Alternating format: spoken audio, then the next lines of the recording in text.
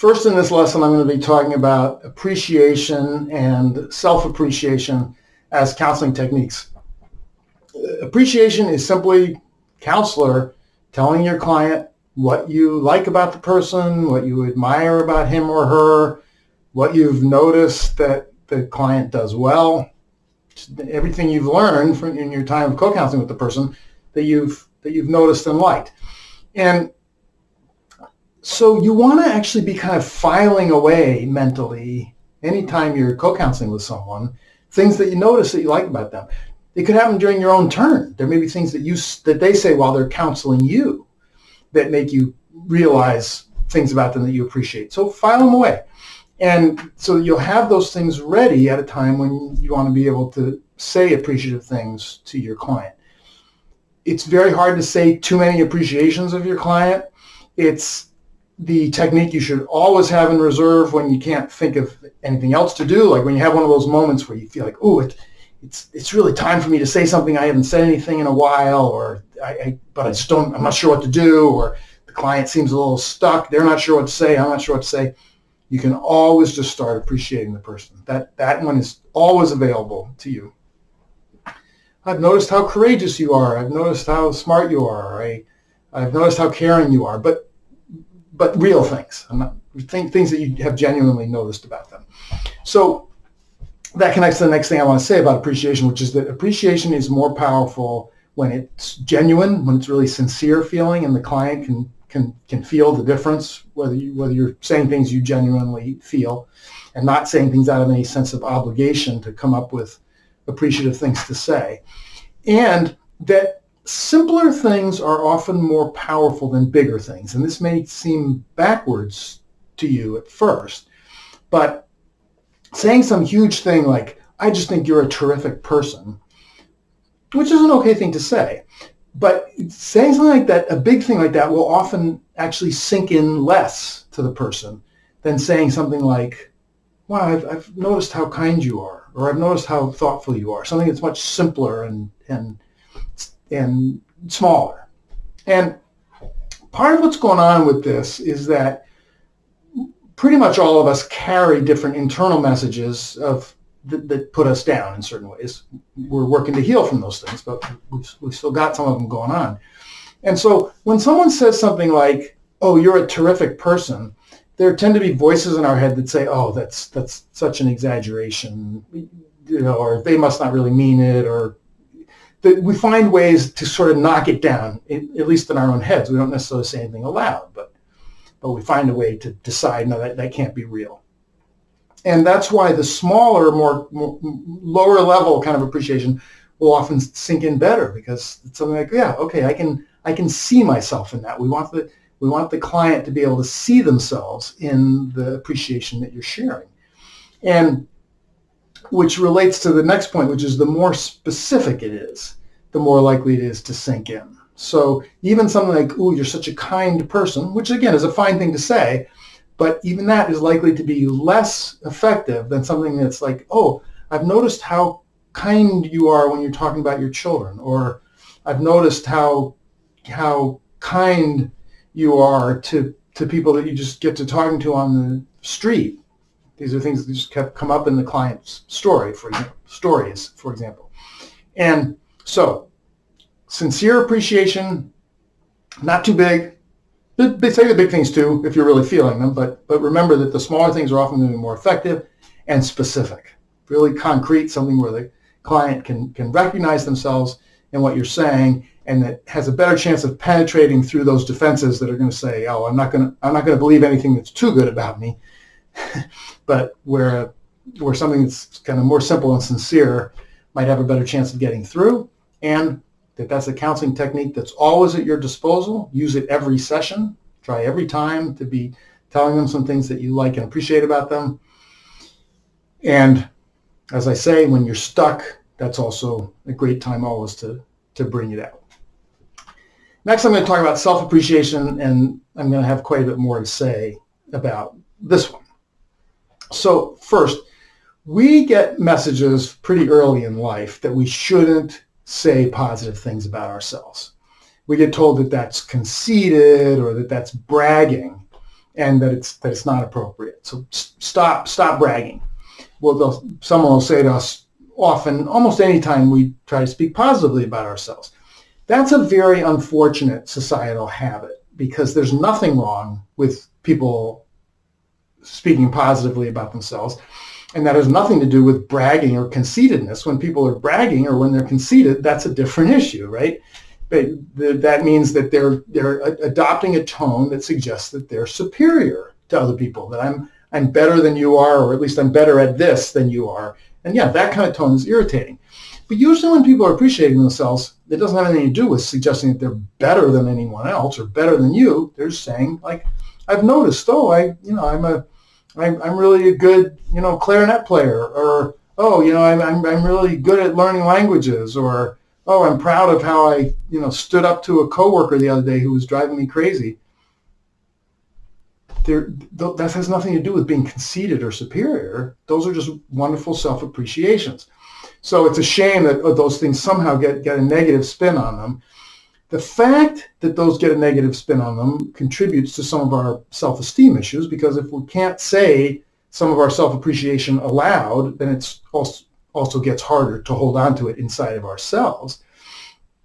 But it also creates a relationship barrier. Anytime there's something significant that you're feeling that you can't share with another person, that's a barrier to closeness in that relationship. And I'm talking about any kind of relationship. So if I can't tell you, because I don't feel comfortable telling you, oh, I'm feeling proud today of something that I did, or I'm noticing today, what a hard worker I am, or whatever it may be. If I can't tell that to you, then we can't be quite as close, because any significant feeling that I can't share creates distance. So there's multiple reasons to work on learning how to appreciate ourselves and learning how to say it aloud. First of all, work on getting in the habit of just doing it more with yourself and by yourself, of noticing each day, ooh, here's what I like about myself. Here's what I appreciate about myself. Here's how I've been generous. Here's how I've been courageous. Here's how I've made smart decisions. And for those of you who are familiar with the Joyous Recovery, there's a whole chapter in there called What is Right with You, where I actually take you through how to do a positive inventory to get you to focus in more on what you've done well and how you've been a good person, not just in terms of accomplishments, in other words, but in terms of just being who you are, and to notice that more, to spend more time celebrating it, and to get in the habit of saying it aloud. And I'm still talking about when you're by yourself, right? Get in the habit of just telling the mirror or telling the room, wow, that was really smart what I just did. Oh, I'm so glad that I said what needed to be said earlier today, or whatever it is. I'm so glad that 20 years ago I made such a good decision that has had such good effects on my life since. We dump on ourselves about plenty of stuff. We don't need somehow more dumping on ourselves. There's plenty of things to be critical of ourselves about. We're trying to step out of that and towards being really self-appreciative. And then the next step is to start to be able to tell other people. And in practice, most people are delighted to hear us say positive things about ourselves. In fact, people who get critical of us for saying positive things about ourselves are people that we should be working on spending less time with. That's not something you want in your life. We should be excited and celebratory about each other's successes and about each other's strengths and about each other's pride. We should be encouraging each other to feel proud about things that we have to be proud of. And this is not a competitive thing. It's not about you more than me. It's about you with respect to how you're living your own life and how you want to feel inside. So work on pushing yourself a little bit to go ahead and share the self-appreciation with people that you're close to in your life, with people that you trust in your life, to try to get a little more of it, to try to get a little more of it out there, sort of kind of push through that embarrassment a little bit, push through that awkwardness, push through those voices. By the way, it's also really good to keep pushing yourself on all those fronts in life on sharing your appreciations of other people, not just your self-appreciation, but push yourself to say that thing that you might have never said to the person about the different things that you like and admire about them. So I'm going to give you a specific assignment, which is that I'd like you the next time you're co-counseling with somebody to spend a long time, 5 minutes minimum, and maybe even more like 10, talking in detail about all kinds of things that you like about yourself. And for the person in the counseling role, I want you to just look and act delighted. And that's really what you'll feel by and large, because when you care about someone, listening to them speak positively about themselves feels really good. And it's too bad that we've gotten that message, oh, by saying something positive about yourself, you're making me feel bad, because that doesn't make any sense. I should be delighted to hear you speaking positively about yourself. That should give me a lift. It gives us both things to celebrate. I'm delighted that you have these great qualities. I'm delighted that you can recognize these qualities in yourself. For the client, when you're doing this self-appreciation in a session, I want you to work on being really unreserved. Try not to give caveats like, oh, I'm good at this, but not as good as some people are, or, oh, I do this, but I'm bad at this. Try to break that habit for the 10 minutes or whatever that you're doing this in your counseling session, and just speak unreservedly, don't put qualifications on things, unqualified appreciation of who you are, who you've been, what you've done. And yes, it's going to feel a little awkward at times. Yes, you're going to feel embarrassed. This is a great opportunity to discharge some of that embarrassment, laugh that embarrassment out of yourself, and it'll get more comfortable over time. And you'll notice that your counselor looks happy, and that that you're sharing this nice moment together. So, okay, so that's part one of this lesson is appreciation and self-appreciation, and that specific assignment to work in your next session on self-appreciation. And then the last thing I'll say on this subject is that self-appreciation is something to work regularly into sessions. I was talking about working appreciation from the counselor up to the client regularly into sessions. Self-appreciation of the client self by the client, we want to work in regularly too. So when you're in the counseling role, ask from time to time. So, what do you feel good about, or what did you notice that you did well in that situation? It's a great thing to do at the end of a session as part of the transition as you're going in towards doing present time, the attention out part of the session. That's a great time to say, ooh, why don't you tell me a minute or two of things that you appreciate about yourselves. It is a present time technique. I should really have it on the present time list. I'm going to add it.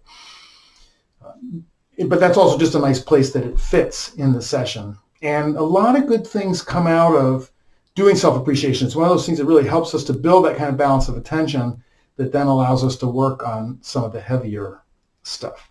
So put it into practice soon and regularly.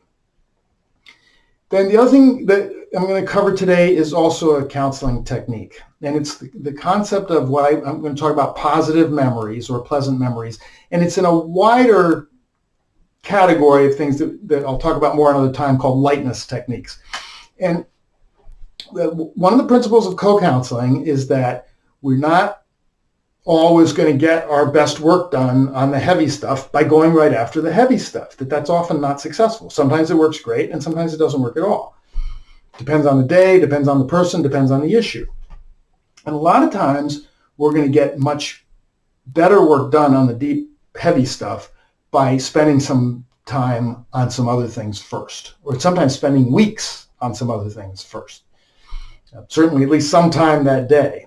And so there are a number of techniques that I'll teach over time about lightness. But today I'm just going to talk about the one technique that's pursuing positive memories or pleasant memories. So this is a technique that the client can plan. So you can say, oh, I think this is a good day for me to be exploring some happy memories. Or it can be something that the counselor brings up, particularly on a day when the client is seeming kind of stuck. Like one of those days when the client is saying, I'm really just bummed out today, and talking about it isn't helping, and I don't know what else to say. And this comes up some in co-counseling sessions. I don't know how to work on this. This is a great time for the counselor to say, how about we do some pleasant memory, some work today? Let's go into some happy memories. It sounds like this would be a good day for that. And what we're going to tend to want to do is to ask specific questions, because if you just say to a client, oh, why don't you talk about happy memories you've had, they're not going to tend to be able to think of any, particularly when they're in a kind of downhearted or frustrated place, when they're not feeling that great that day. they try to think of happy memories, their mind is likely to go pretty blank. So we're going to ask questions, specific questions, and you can choose which ones to ask. I'm going to give you a few examples, and then there's a whole list of them in the manual that you can draw upon. You can read them before a co-counseling session or practice which ones you might want to ask. So we try different questions and we see which ones might resonate for the client, which one brings a memory to mind. But some of the examples of sort of happy memory questions we might ask is, tell me about a happy time that you had with friends or family at the beach or on some other kind of like special outing, like at a picnic or someplace that you went all together outdoors. Tell me about a happy memory you have of making a new friend, and tell about, it's often particularly fun to talk about the new part of the friendship. How did you first get to know each other, and when did you first realize that a good friendship was developing between you, to get at those moments of that early excitement that you have about a new person in your life that you're excited about.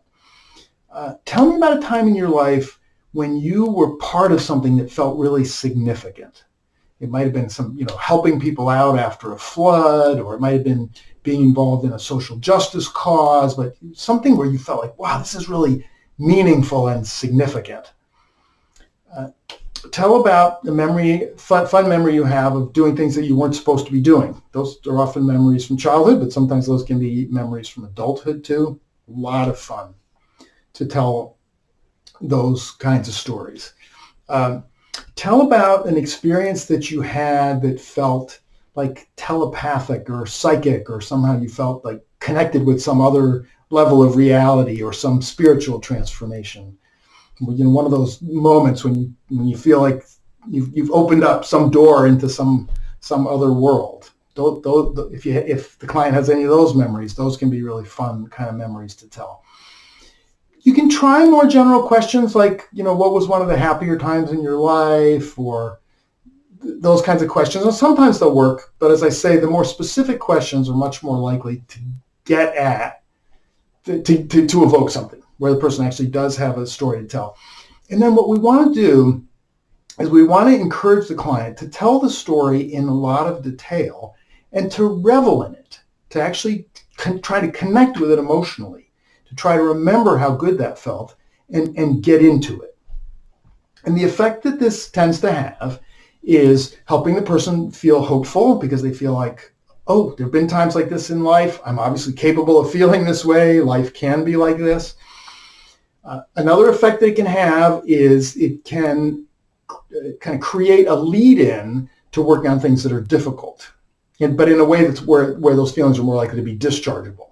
So if you're telling about a really happy memory, and from there you next find yourself talking about something that's really sad, well, there's a much better chance that you're going to be able to have a good cry that day than there would be if you hadn't first started remembering the really happy stuff. It gives us, again, that balance of attention. It buoys us in a way that puts us in a much better position when we go in the deeper stuff to actually be able to have it move through us.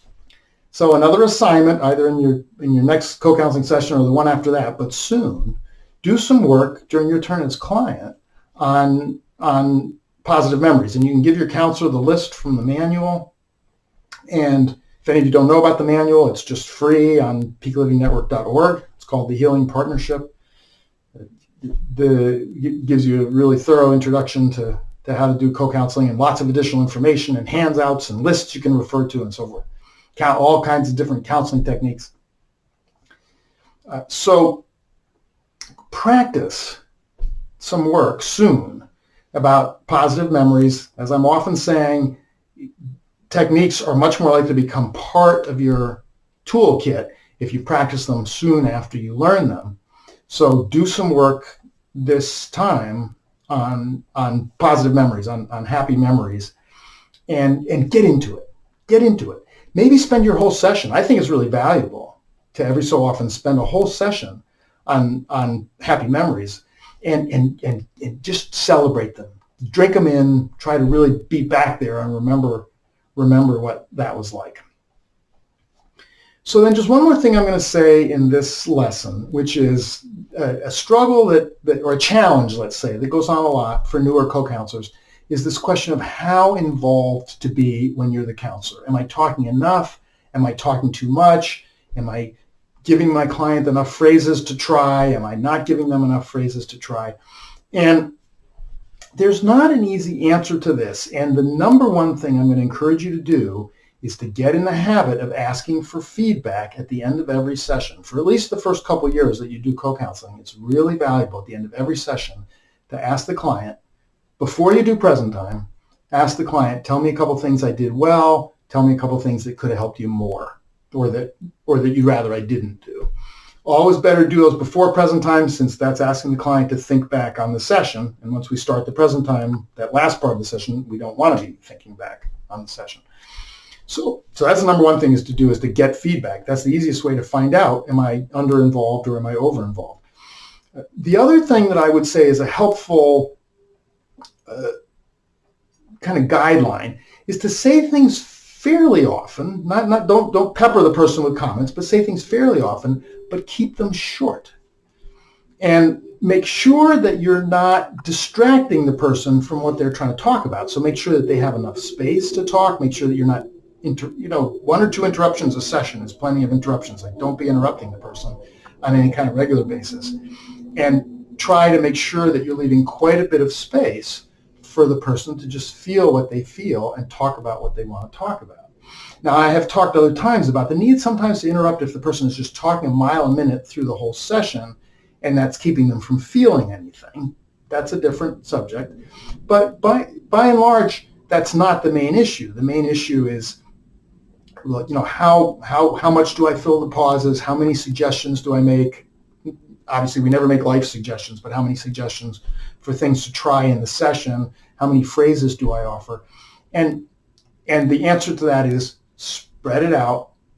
Do a few every session, but make sure that make sure that you are offering 5 or 6 things in a 45-minute session, that you're present and that you're involved, that you're not just a passive listener, but make sure that the person's got adequate breathing room to feel their feelings and adequate space to tell what they need to tell.